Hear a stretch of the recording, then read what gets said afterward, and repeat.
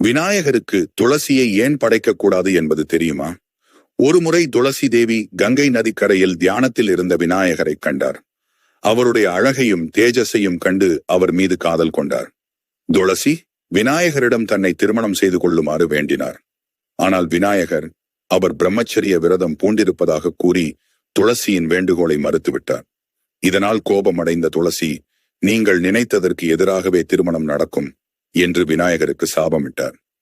துளசியின் இந்த சாபத்தால் விநாயகர் கோபமடைந்தார். அவரும் துளசியை நோக்கி, நீ ஒரு அசுரனைத்தான் திருமணம் செய்து கொள்வாய், பின்னர் ஒரு செடியாக மாறுவாய் என்று சாபமிட்டார். தன் தவறை உணர்ந்த துளசி விநாயகரிடம் மன்னிப்பு கேட்டார். துளசியின் வருத்தத்தை கண்ட விநாயகர் மனமிறங்கினார். அவர், நீ புனிதமான துளசி செடியாக மறுபிறப்பு எடுப்பாய், உன்னை தாங்கும் பக்தர்களுக்கு நீ நன்மை செய்வாய். ஆனால் என்னிடமிருந்து நீ எப்போதும் விலகி இருப்பாய், என்னை உன்னால் பூஜிக்க முடியாது என்று வரமளித்தார். இந்த கதையின்படி துளசி பின்னர் ஜலந்தரன் என்ற அசுரனை மணந்தார். அவன் சிவபெருமானால் வதம் செய்யப்பட்ட பிறகு துளசி விநாயகர் கூறியது போலவே புனிதமான துளசி செடியாக மாறினார். இந்த காரணத்தாலேயே விநாயகர் பூஜையில் துளசி இலைகளை பயன்படுத்துவதில்லை.